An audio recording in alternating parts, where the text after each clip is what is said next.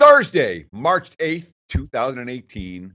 Welcome to Sportsbook Betting Insight today from SBRpicks.com. And I'm telling you, if you like college hoops, if you like NBA, if you like betting, you're going to love today's show. We're going to start like we always do. Bad beats, bad bets, bad for the books. We're going to talk conference tournament action.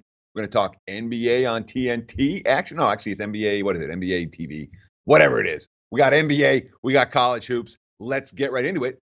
Bad beats, bad bets, bad for the books for the start. Legit bad beat last night.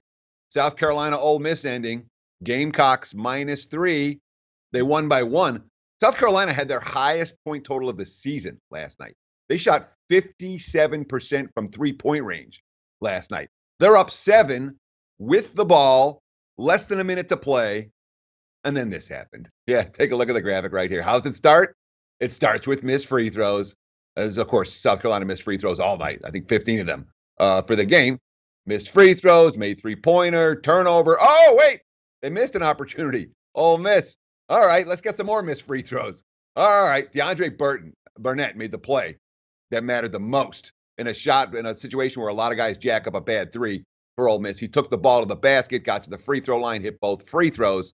And then, of course, at the very end, South Carolina did exactly what they were supposed to do. Great defensive possession on the final possession. Why? Ole Miss needed 2 shots. South Carolina forced them to move the ball around before they got the first shot. Of course, the first shot hit nothing but net. And the buzzer expired.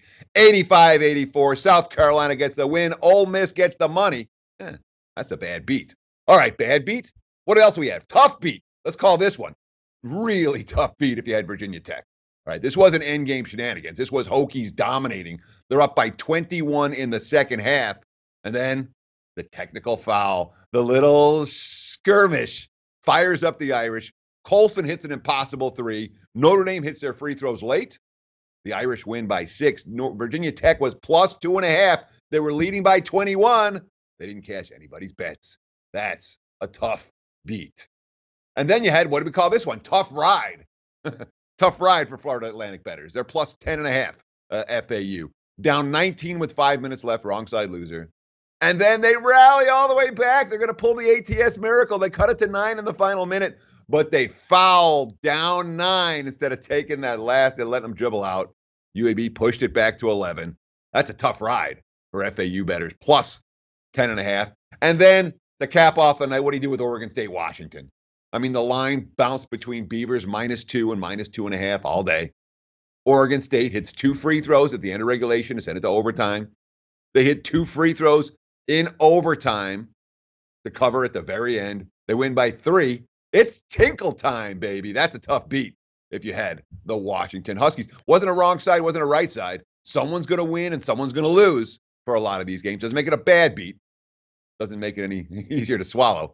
Tough beat for that one. So that's just the top of the show, man. Who doesn't love conference tournaments? I'm telling you guys, flat out, this is better than next week. All right. Big dance, that's for everybody. Conference tournaments, that's for bettors. All right.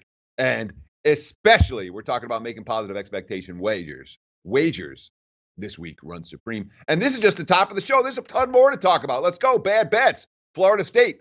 Ton of Florida State money. Seminoles bet from Pick'em to -2 against Louisville. Yeah, they lost by 8. Fresh start, I think, helps Louisville and may help Louisville moving forward.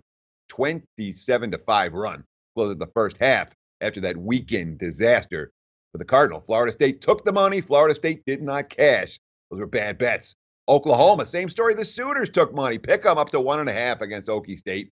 They lost by 11. They were never in it. They were not the better team on the floor. They were not the more energetic team on the floor. This is an Oklahoma team that closed 2-8 straight up and against the spread. The markets never adjust properly. I personally would not include them in my field of 68. But of course, not my decision to make. They'll be on the bubble come Selection Sunday. One more bad bet. The Nuggets, Denver, -2 up to -3.5. We got to talk NBA, of course. They lost the game outright to the Cavs. Cleveland up 15 after one quarter. Denver pushed back in the second half, but LeBron, he said it. I'm playing the best ball of my career right now, and I believe him. 39 points, 10 assists, 8 rebounds. He did not and would not let that game slip away. Impressive win for Cleveland. who continues to go herky-jerky in terms of results in the betting markets.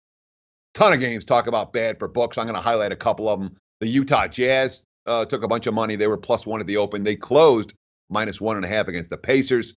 Utah won by 20. They blew them out. Indiana, just 3 of 23 from three-point range. The Utah defense, pay attention. The Jazz have allowed just 94.5 points per 100 possessions since the All-Star break.